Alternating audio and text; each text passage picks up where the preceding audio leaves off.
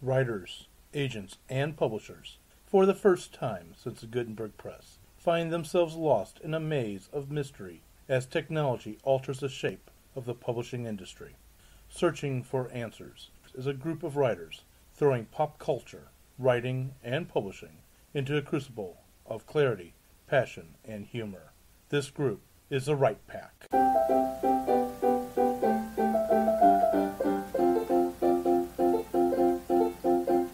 In this episode of Right Pack Radio, we are going to explore the topic of novel brain versus short story brain. Why is it different? Stay tuned. Welcome back to Right Pack Radio. This is your host, producer, David Allen Lucas, president of St. Louis Writers Guild, president of Winding Trails Media, and by the time this is aired, you have heard about the brand new show that is coming to join the Right Pack Radio podcasting network, and that is Excelsior Journeys. Starting in October, it will be airing on Tuesdays. With me today is, of course, my lovely co-host. Hello, my name is Kathleen Kayumbe. I write speculative fiction under my own name. You can find my stories, You Will Always Have Family, a triptych, and The Fairy Tree on Nightmare and Lightspeed Magazine's websites, respectively.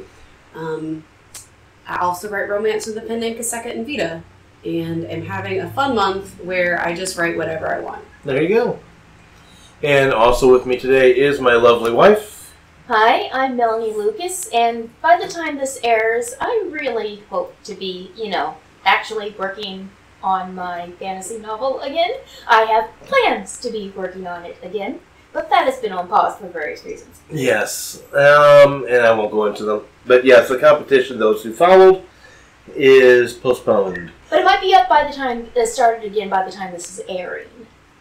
And also with us today is the Madame of Murder and Mayhem, Fedora Amos. I write Victorian whodunits like Jack the Ripper in St. Louis and Mayhem at Buffalo Bill's Wild West.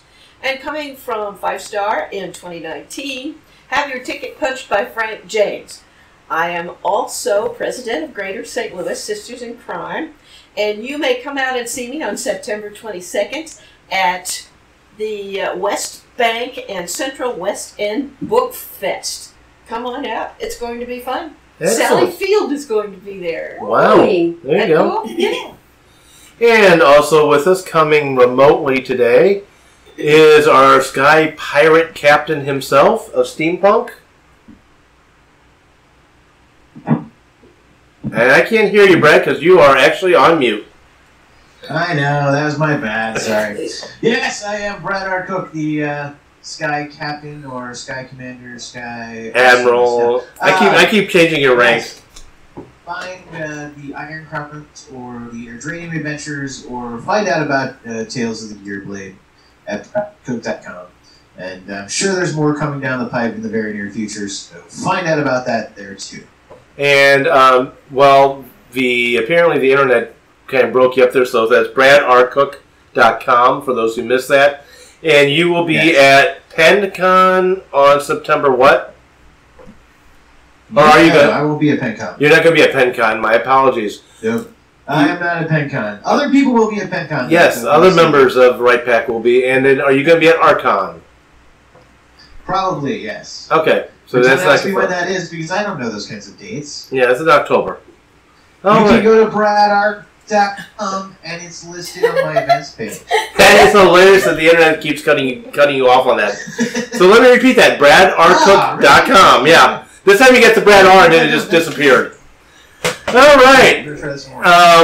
And before I introduce the next one, let me explain that real fast. We have people who join us by video conference in order to be a part of the panel. So, and right now, apparently the internet is being screwy. That might also be because I am uploading the YouTube video for not this week's episode that got posted, but next week's. Okay, and also with us coming from New Orleans herself.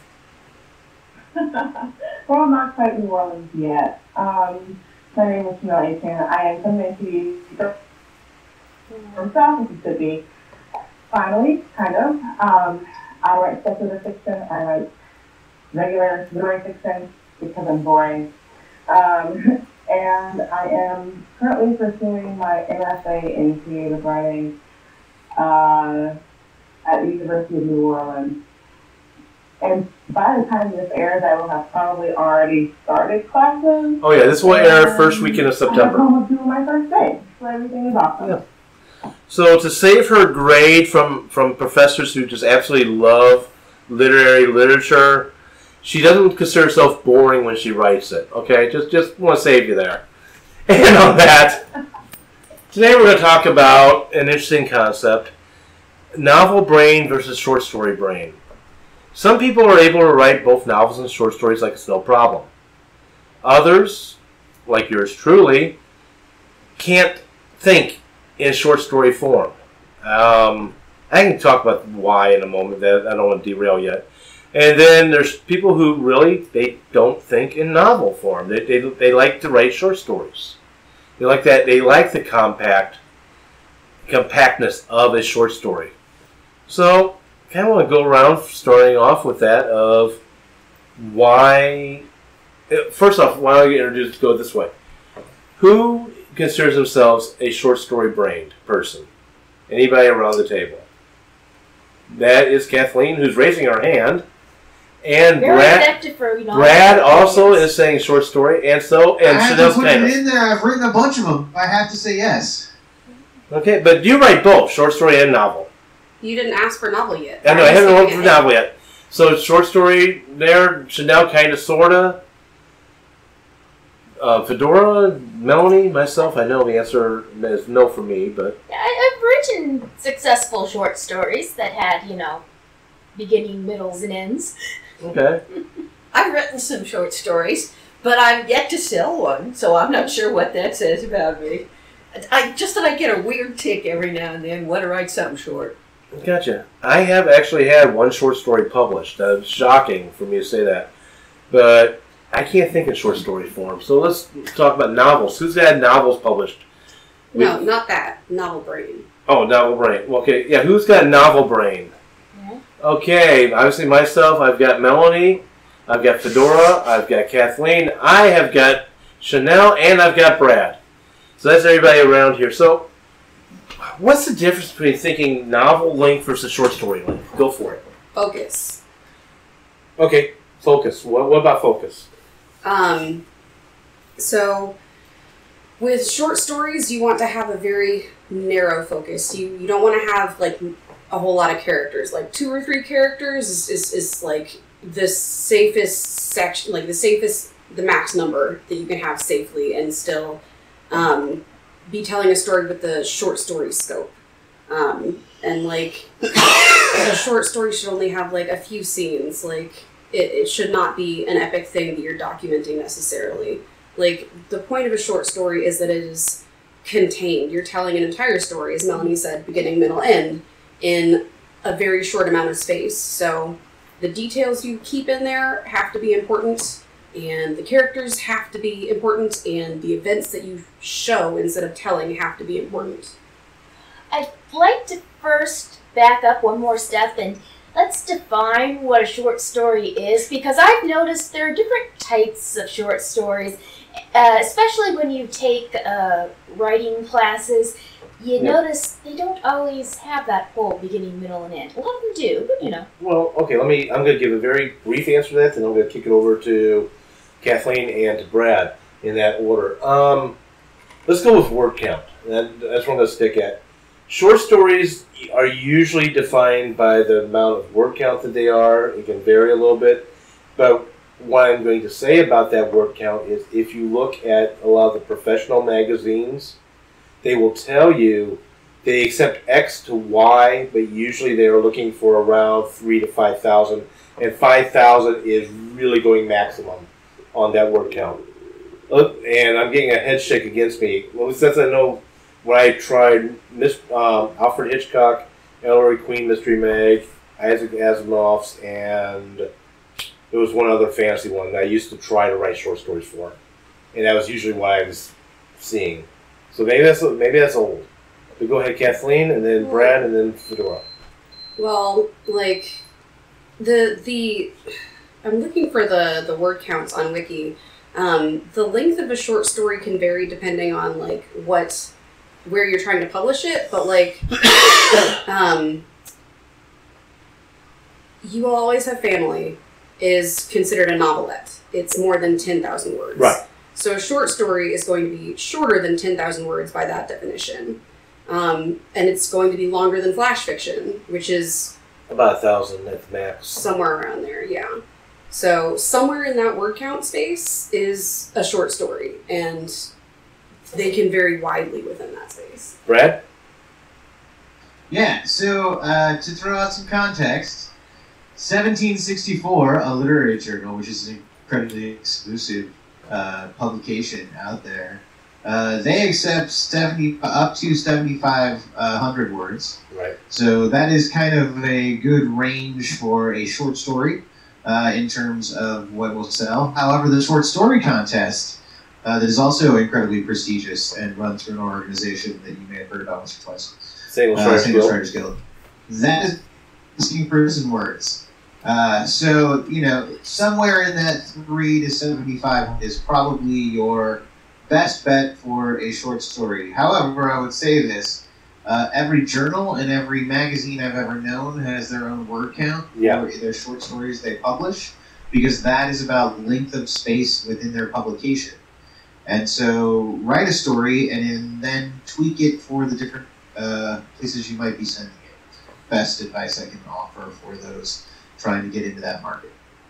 Go for it. Okay, so I found it on Wikipedia. So the Science Fiction and Fantasy Writers of America, SFWA, specifies word lengths for each category of its Nebula Award categories. And they are novel, 40,000 words or more. Right. Novella, 17,500 to 39,999 words. Novelette, 7,500 to 17,499 words. And short story, under 7,500 words. So right there, we already hear some little bit of differences in what it is. This is always the fun that writers have when trying to figure out what lengths should you write your book for, what lengths should you write your short story for, because from everything I've seen, it's partially controlled by genre, because mystery novels tend to be shorter than full-length fantasy novels, just by size. Written for a young adult and children is definitely going to be different than written for adult. And then, as Brad put out there, the magazine that you're trying to publish in is going to have their requirements as well. But yeah, if you basically, as Brad said, 3,000, I'm going to go. Kathleen, what was the top end on the wiki that you just read from SFWA?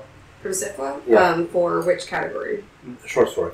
They said under 75,000, under 7,500 words or 7,500 words. Okay. So basically, I've seen up to 10, so I'll go with that, 10,000 at the most. Do your research. And if you are, I like what Brad said a moment ago, write your story, then turn around and edit it to whoever you're writing it for, who you want to get published in. So, word count aside, what is the draw of a short story? And I'm going to say this. I'll go ahead and derail this a brief bit. I don't like short stories because I don't like reading them. They're too fast for me.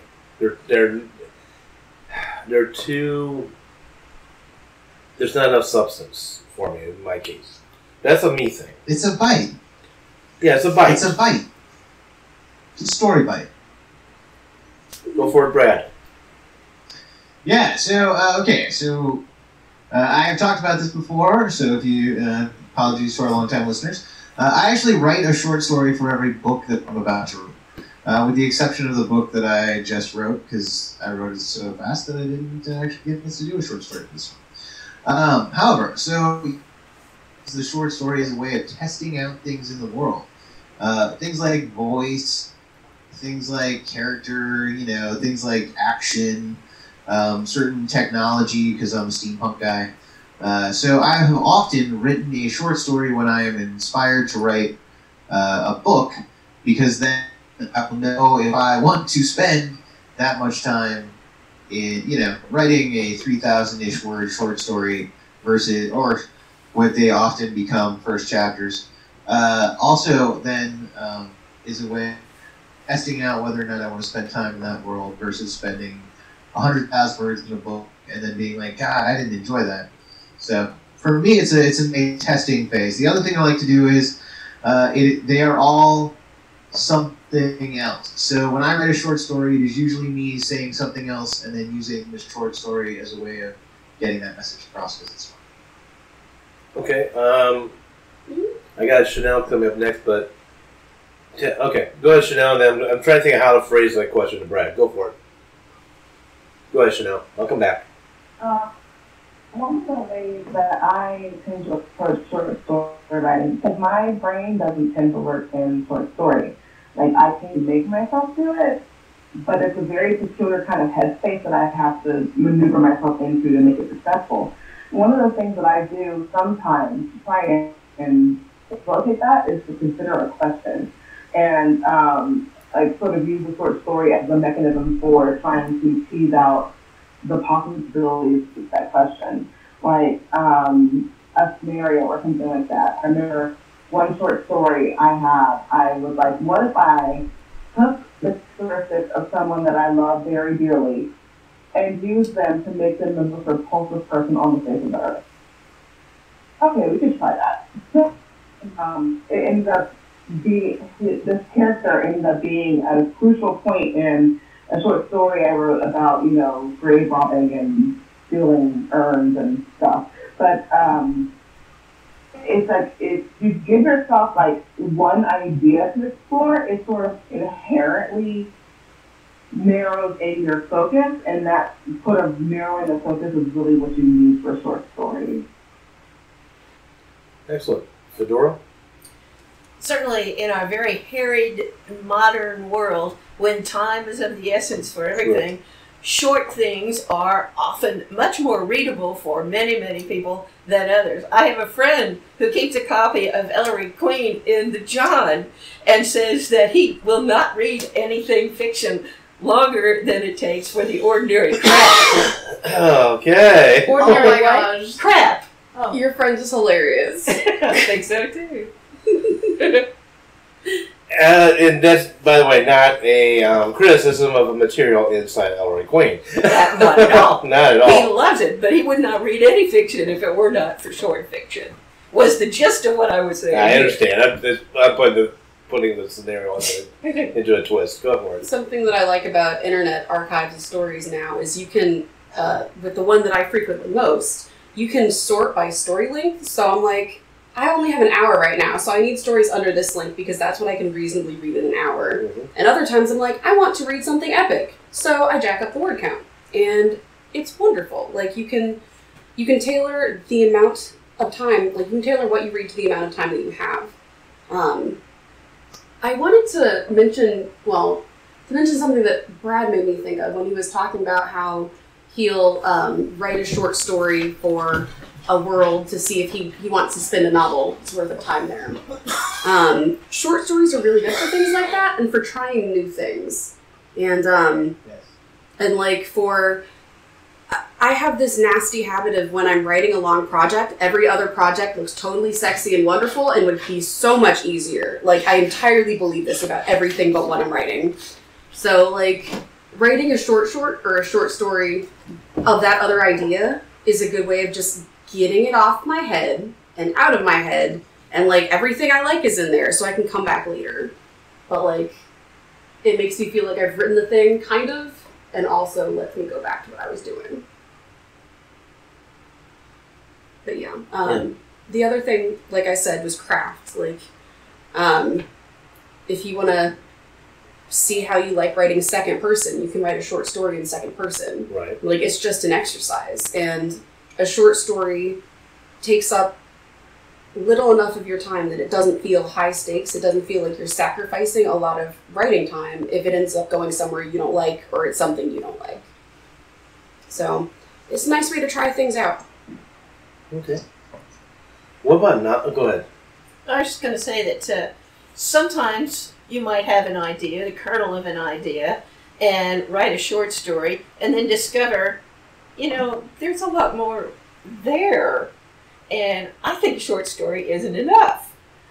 A friend of mine, for example, decided to write a 50s noir short story and decided that there was just too much meat there for it to be a short story. And Since has written not only one, but two novels using that character. So sometimes you start out in one place, and where it leads, you don't really know. That might be the whole thing, the whole short story. And as you say, it satisfies your demons, and you get it out of your life. And maybe you'll come back to it some other time, and probably not. But at any rate, it's settled, and your mind, those little characters and voices up there are not saying, write me, write me, write me. Or it may lead you on to something else, something bigger, that is not what you had in mind in the first place, but it seems to be right in the long run. Go ahead, and then I want to say something. They can also help you explore character. I have a novel that I'm writing, and I was given the exercise to write an important event in the character's life for a certain type of event. And I ended up writing a short story about a track meet that is not going to appear in the novel at all, but it crystallized so much about what drives this character that it informs the rest of the novel. So that's one of the whole, the underside of the iceberg type things that you can use short stories for. The other thing is, when you were saying your friend wrote the short story and found out there were 2 novels in it, it made me think of Neil Gaiman's novel Neverwhere. Neverwhere is not about the Marquis de Carabas. He is not the main character. He is a side character, an important side character, but not the main character. But he is so fascinating. So fascinating. So at the end of Neverwhere, after that had been out for a while, Neil Gaiman wrote a short story called How the Marquis Got His Coat Back, which answers a question that, readers will have at the end of the story. Does he get his stuff back? And it was great. I got to be in that world a little bit more, but with a different character, and it put a different spin on things. So short stories can open up avenues that novels can't necessarily, because they're a different sort of focus. Okay. Brad? Brad? All right, Kelly just brought up my... Oh. Dude, I'm totally good, right? There you go. Do you hear me? I can hear you now. Yeah. You froze. I was totally I was not muted, I swear. No, you were frozen. Yeah, just brought up the biggest thing, the other biggest thing that I love short stories for, which is to expand on what you've already written.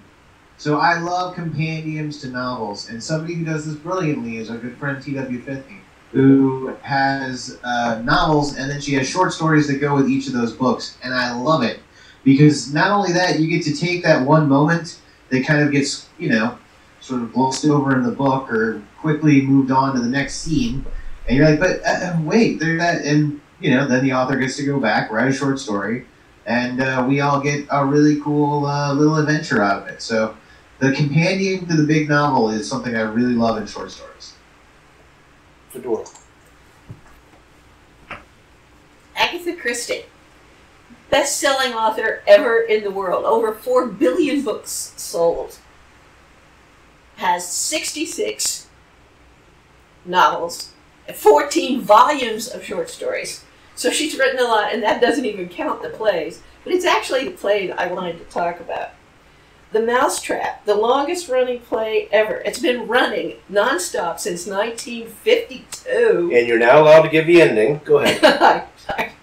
Well, it's not printed anywhere. That's why it's still running for all of these years. I can't even count that high. But at any rate, it started out as a 20-minute radio play for the BBC. I just wanted you to know that, and to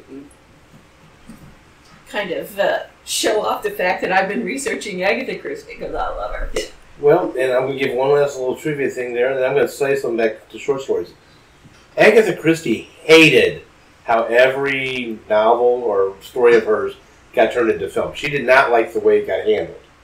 And so in her will, unless this is mythology, but based on what I've read, this is fact, she wrote that the time Mousetrap could finally be turned into a movie is when it finally left the London stage. And to this time, it has not left. To do that. One thing that, and I'm kind of glad you brought up Agatha Christie because it's going old school, lack of a better way of saying that, is short stories have, the purpose of short stories have changed to the author's publication career. And here's what I'm talking about. I couldn't think of a better way to phrase that, so let me clarify. Before the internet took off like it has, and even into that time period, it used to be the way in which a author got discovered, especially through traditional ways, was to get short stories published, get picked up by the big magazines. And as your name gets out there, your name got out there more and more, you were building your fan base that way, and agents would eventually accept your work to sell on to the big names. Like, that is a very short version of that process. And now that gatekeeping system is still there, but it's not required to go through. And also, too, a lot of the bigger name literary magazines have disappeared and have been taken over, or rather, new ones have come up as e-zines and so forth became more popular. One thing I will say, though, about e-zines is, while I absolutely do love their existence, if they go out, your story that you publish may not be out there anymore. Just FYI. Personal history on that one. Brad. Yeah, since Fedora brought up the plays, I wanted to throw out, it's actually kind of a cool thing to write in more than one format. Don't just get locked into books because there's so much else to write. I mean, I just turned in my flash fiction to a literary journal for consideration. I have poetry that I've just been turning in. I've got plays that will probably, hopefully, never see the light of day again because they're just okay. But they did see the light of day at one point. That's always exciting. You know, and then we have short stories, and there's novels, and there's one-acts. So, you know, there's a ton of stuff to express yourself. I wouldn't want anyone to be like, oh, I can only write a novel. Right. You know, think beyond that. Think, there's a whole world of writing out there. And he didn't even touch on nonfiction, memoirs, essays, etc. Yeah. Yep. Blog posts, essays, all of that. All good stuff. So, how do you know if your idea is a short story idea or a novel idea? I know in my case, if it's my idea, it's a novel. I mean, okay, let me go to the novel for a second. And before I do, short stories, while I don't like writing them, because they do feel too tight to me, too gimmicky, actually, in my case. And that's just the way I write, okay? That's a me thing, not necessarily everybody else. And Brad, yes, I see it. And I also see Chanel. You really do need to have your prose very tight. Because you're stuck inside a certain amount of words that you're not going to be able to exceed. And novels, you can tend to get very long-winded in a novel. And that, nowadays, especially with, as Fedora said, our audience is very much more focused on getting in and getting out faster, because we get so many distractions. We don't want to spend a lot of time. That prose needs to be tightened on the long fiction as well. So it's a lesson learned from short fiction to long fiction. But I always find with myself, I'm wanting to explore an idea beyond just a simple 2, 3, 4 character combination. And when I try to sit down and write a combination like that, it's either very gimmicky, very plot driven more than character driven. And as simple, guys, this is all me, okay? This is not everybody out there. And I don't feel satisfied with the story I've written. And oftentimes that's the way I feel when I read a short story. It's the same way. Now I'm going to go with Chanel, Brad, Fedora.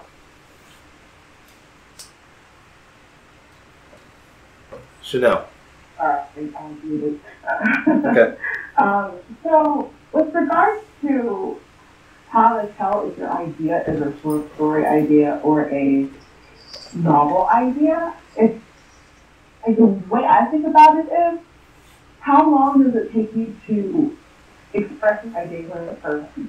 Like, if you have to sit down and tell somebody, okay, I have this idea for this story, is it a 3-minute explanation or a 30-minute explanation? Like, that's kind of the way I have to think about it.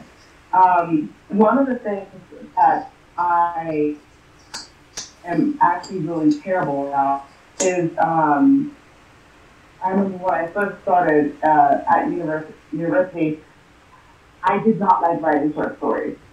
I had to have a teacher convince me that short stories were A, not a terrible thing, and B, like something that you can actually enjoy doing. And I wish I could remember that she gave me an essay to read, and I wish I could remember more information about it because it was wonderful. But it's one of those things that you kind of have to pull your way into the amount of depth that you're willing to dive into for the story.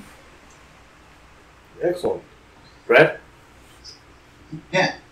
I simply would just say the easiest way of putting it, and Chanel kind of touched on it, is with how long does it take you to say it? How many ideas do you have?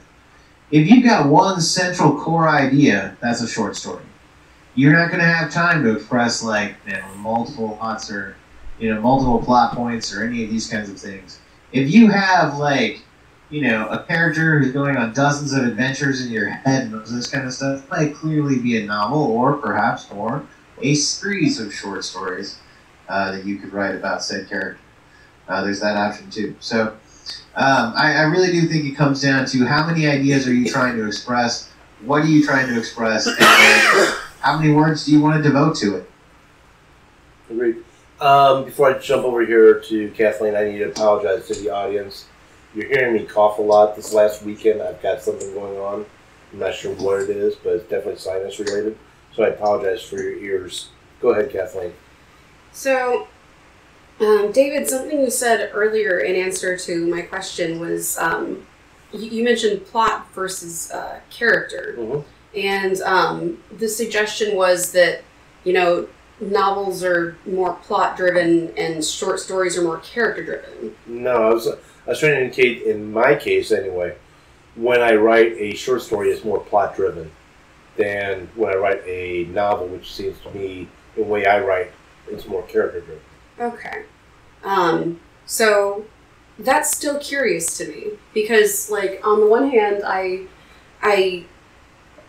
for me, I would think that a short story would have to be more of a character story because the character is having some sort of epiphany or change that has to happen quickly. Mm-hmm.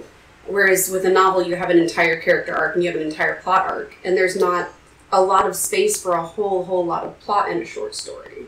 So, what do you guys think? Well, guys, plots and characters. Okay, so I'll go and explain mine, and then I'll throw it out to you guys. In my case, let me change a little bit how the short story feels to me versus novel. Novel, I feel like I'm on a journey in the story. In a short story, I am running a 100-yard dash. I've got to hit each of the plot points by this amount of time. Otherwise, I don't have that time, and that's why I feel it's more plot-driven. Because I've got to make sure by word 400, I've already hit X on the plot. That's me. I've got Fedora, I've got Brad, so I'll go Fedora first and then Brad. Speaking to what you said, some of the most famous of the short story writers, like Saki and O. Henry, relied upon a twist at the end, Mm-hmm. or an odd plot juxtaposition, or a bit of horror, something that will serve to tie it all together, end it with a bang. And so I think that is clearly a plot-driven kind of thing with a device. And that's a very famous kind of short story, and some that the masters certainly use. So I don't think that character enters into it really at all. The characters tend to be pretty ordinary. It's just that, bang, at the end you get something spectacular. Brad? And see, I would have to disagree slightly in the sense that I think what Dave is mentioning and what I think others and what I see often is more of a scene than a short story. So it is probably, it's short, something happens, it has a beginning, a middle, and end only because, something starts and then something ends. But the point is that the short story exists more as a moment in time, probably of something longer, whereas a true short story is more of an encapsulated adventure in of itself. But yes, other things are happening that day, of course. Something happened before the short story and something's going to happen after it. But the short story, the story you're telling in short form, is the most important part of that particular that's the most important moment of that particular person's whatever day, week. So the point being that the short story itself is encapsulated. Yeah, there you get the great twist endings and stuff like that, but I would actually say that my best short stories have always been a character whose transformative moment is being shown you in, just 10, 15 pages or so. And is usually tied around, that's usually the side story.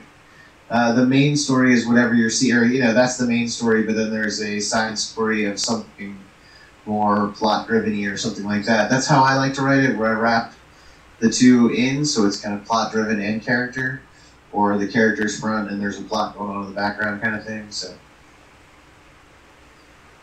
Fedora, then Chanel. Sorry, Fedora, then Kathleen. I'm looking at Chanel and pointing at Kathleen. I would look at Chanel too.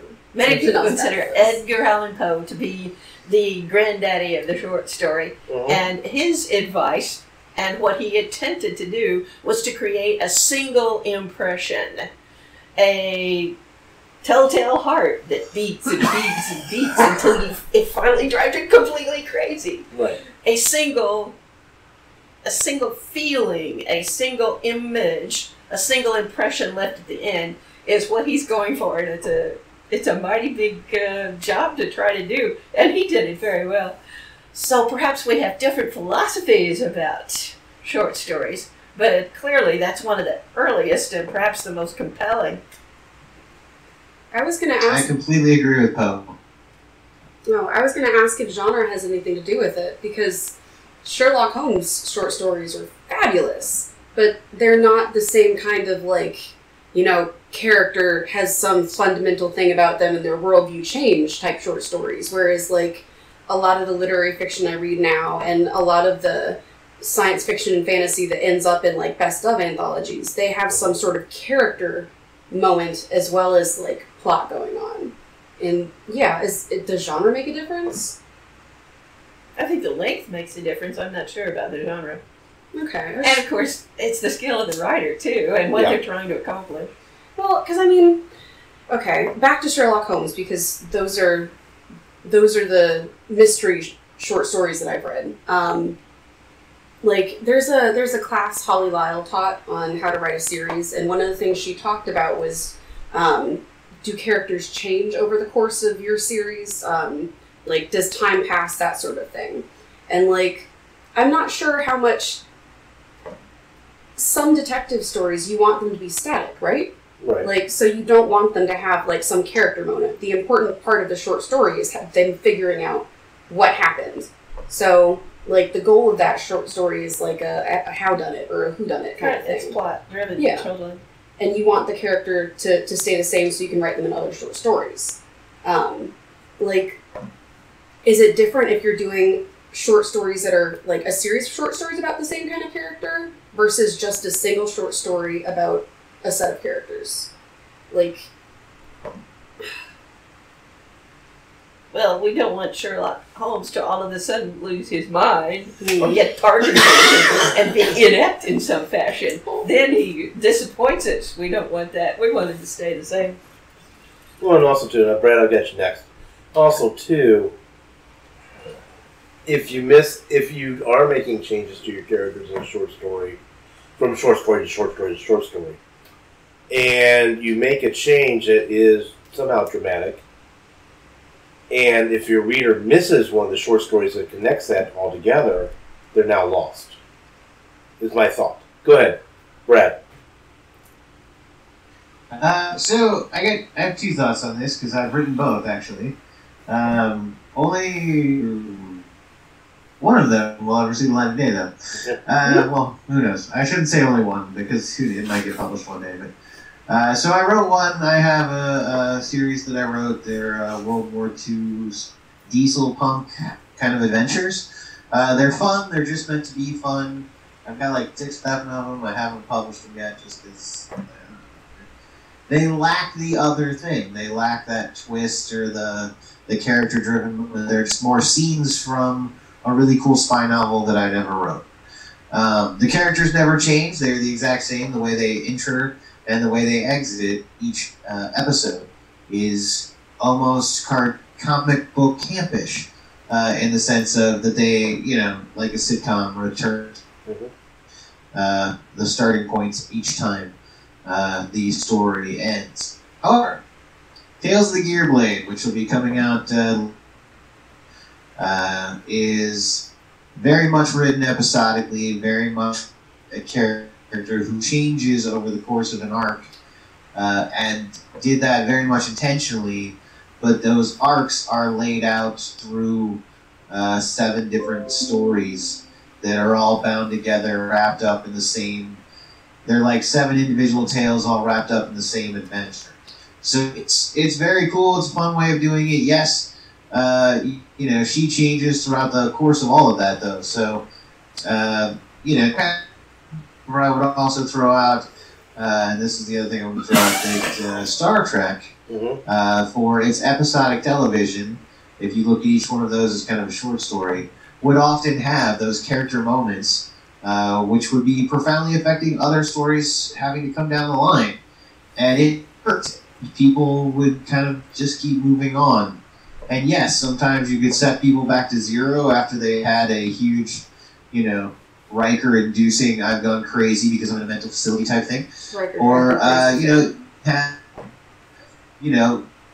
Riker in the next episode is fine, but then also, like, episodes later, somebody gets to mention the fact of, oh yeah, when you totally lost your mind that time, and you get to bring it back up. So it can be fun to do that adequately, to have them change and to both play off that and use it later on.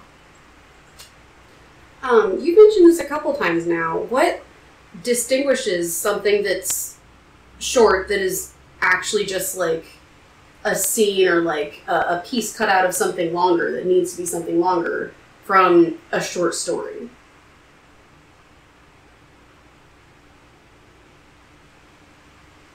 You learn? For me, a true short story, like I said before, it encapsulates its own self.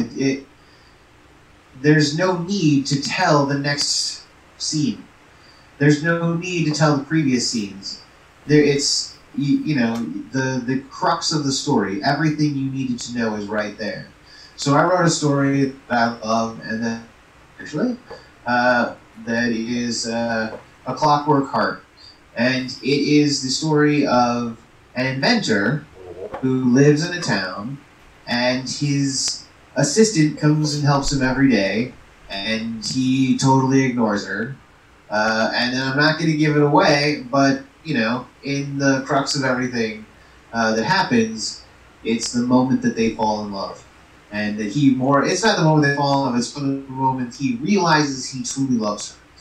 And everything that goes into that moment. There's no need or reason to tell the next phase where they live happily ever after, or the previous one where he's been forever and, where she's been helping him out for as long as, they can remember. So, in of itself, it's a great story, it's a wonderful story, it's a wonderful little romantic story, it's a great steampunk adventure, but it's a moment of time that needs nothing else from. And I think that is my favorite short stories, or tend to be that, like The Lottery, or The Knife, or what's the one in space? I can't think of it, but I'll come back to it. So there's a ton out there, that to me that's what it means. That it is a moment in time. Whereas my spy adventures, where each adventure is kind of popping along, I want to tell what happens, not necessarily after they've left that adventure, but I want to tell their next adventure or whatever. So, to me, that's the way it varies. Because we've only got about another 15 to 20 minutes, I don't want to lose this. I know Kathleen, you do have a hand up, and I think I just saw Chanel did as well. Am I correct, Chanel? Just nodding, or... Yep, okay. If you would, in the continuance of this discussion, tell me, when you're working on a novel, how does your mind change writing that versus a short story? And I'll go ahead. I saw Kathleen originally had her hand up. I don't know if you're going to go down this road or not.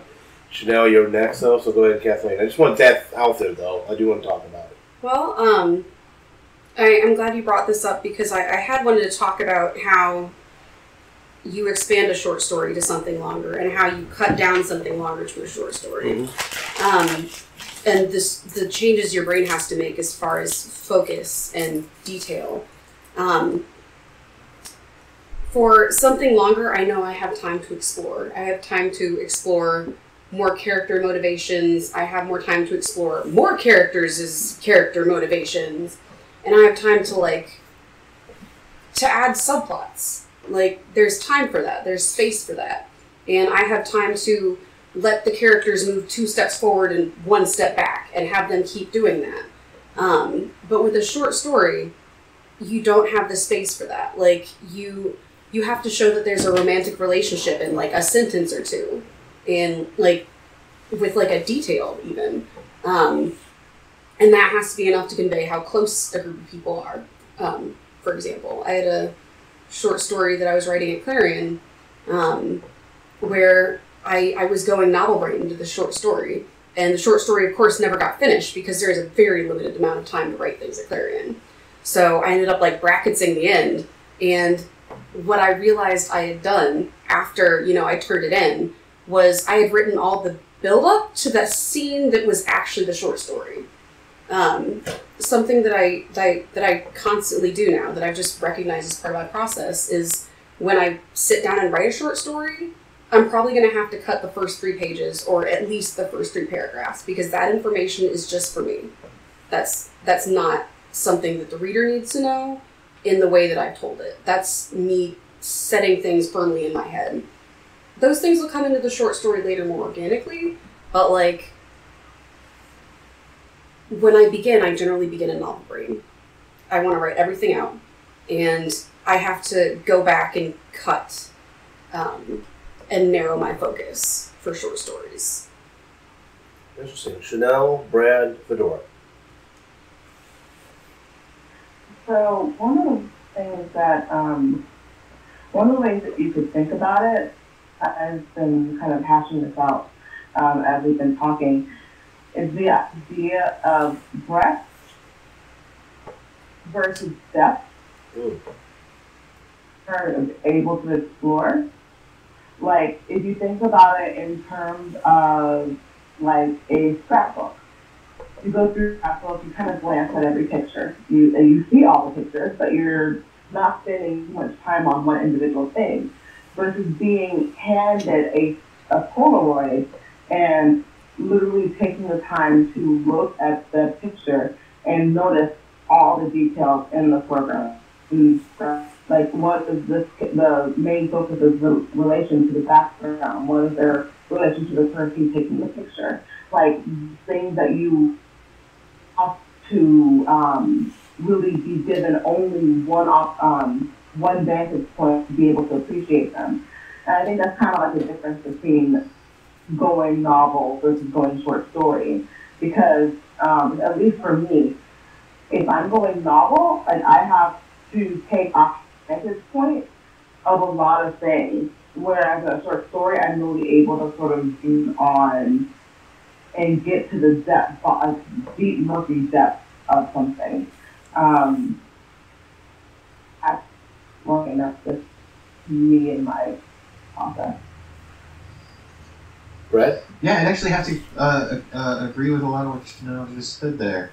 For me, it is a novel is not only if a short story is a moment in time, then a novel is a series of moments to lay out and tell, which is awesome there. But like both Chanel touched on and Kathleen, it is layering. So that's really what I get to do. So not only is it now a series of moments that I get to tell what happened for this scene, the next scene, how the story comes to a conclusion, but I also get to layer in things, subplots, character, certain themes that I want to touch on. All of that gets to go into a novel. None of it gets to go into a short. Well, maybe not none of it, but very much less of it gets to go into a short story. So, for me, that's a novel is the ability to really take your time and layer in not only the story that you want to tell, but other stories that you want to tell too. That's pretty good. Fedora. For me, reading is a vacation. I think everybody needs to have some way of getting rid of our everyday pressures, the problems of life, to get it off our minds, off our souls for a little while. And some people do that with electronic games or playing solitaire or digging in their garden. However you do it, it eases your mind. And the reason why I prefer longer works and why I write historical fiction is because that's what I want to read. I want a vacation that lasts more than half an hour. I want a vacation that lasts at least a few days and that I can live with and really get to know the place, the time, to savor the atmosphere. And that's why I write historical fiction. That's why I write Victorian whodunits, because I don't think there are nearly enough of them out there in the world. I haven't found them to read, so I'm writing them. That might be why I like to write novels. I like the way you described that, because you're longer, on a longer vacation. I don't like taking a one-day vacation. I like Right. taking 2 weeks, if I can get away with it. Or longer. Absolutely. I go either way. You go either way. There you go. Versatile. Of course, and again, I'll leave that one alone for me. I was going to say about, when I used to get vacations, I was on vacation. But moving right along, what do you see? We talked about how short stories lend their way to novels, and a lot of the skills will lend their way to novels. Is there any skills that novels lend to short stories that we haven't touched on yet? Well, I would go the other way for just a moment. I think that everybody should try writing short, some, regardless of whether you ever plan to sell it or do anything else with it. And not only write short, but then trim it, cut it down to the very bone, the very essence. Make it as short as you possibly can. Get rid of every extra word, because that is a very important lesson, I think, for every writer to learn, because we so often get in love with a person I know will write 4 pages of description. This is not something you could do in a mystery and hope to sell it, you know? And that description could very well have been shortened to less than a paragraph. So you can't indulge these habits, really, if you're going to be a genre writer, for sure. And you might be able to make it work in mainstream fiction. I don't know. I don't try to write mainstream fiction. And I was going to say real fast, you just circle back on something I said earlier about the dangers of writing a novel, is what you just described. Kathleen, I just did that to you again, didn't I? That's okay. Chanel's gorgeous. I'm okay being mistaken for her. Good job. Good job, us. All right. And just for everybody else to know, they're next to each other technically on screen and then in person. We're usually next to each other in person too. Yeah. Oh my goodness. I got so busy paying attention to what you said after I had a thought that I forgot my thought. There you go. Stop being fascinating. Oh my gosh. Well, I guess really in that note, unless anybody has anything to add or continue with, we can. Oh! Go ahead. Okay. Kathleen saves the conversation. So, Fedora, I'm pretty sure I heard this on Writing Excuses, but there was an exercise that they suggested their listeners do in one episode. And it was basically write a short story and then cut out 500 words or 1,000 words and keep on doing that in increments until you've got something that's 2,000 words or less. And that seems like a really interesting way of figuring out how short story brain works versus novel brain. Write something and then cut and cut and cut and see, you'll learn to see what is not necessary, what you can convey in less space, in more specific detail. And I think it'll help for later. Or even in less detail, but leaving it at a point where the reader has to add it himself or herself. Yes. And I think that's one of the biggest lessons that short story writing gives to novel writing, is getting that cut. With novel writing, going back to what Fedora was saying, you do run into a bad habit of expanding when you don't need to expand and just cutting it to the bone. There's one of the short stories I did have published. I went through before. It was actually part of a chapter that I had written for a novel that they asked me to convert to a short story. It took, I'm trying to remember that horror, and it was actually a horror short story. In 72 hours, I had written 37 drafts of that short story. So that might also color why I'm kind of like not I'm not really anti-short story, just don't find them for me. Go ahead, Kathleen, and then over to Brad. Oh, something else that I have heard said is that a short story is kind of like poem, like poetry. You have to pare it down to the essence. You pare the story and the characters down to the essence of what they are. And that poetry has a lot in common with that. Brad. Yeah, actually, I just, oddly enough, had the opposite problem, I guess one would say. I had a 330-ish word flash fiction I wanted to turn into the literary journal that was accepting 500 words. And adding in 200 words to a piece I thought had been stripped down to its full perfectness was actually one of the more difficult things to do. It took like a week and a half. It was kind of crazy. And in the end, it's 503 words. It was a struggle the whole way. So I would equate flash fiction especially to poetry. Mm-hmm. Yeah, that would definitely. Well, and on that note, I'm going to say tune in next week. We have another interesting topic in the writing industry. Please subscribe to us on whatever platform you are listening to, and share us with your fellow writers. Take care and have a good week writing. Bye-bye. The new theme songs for Right Pack Radio were written and performed by Meredith Tate. All copyrights remain with her.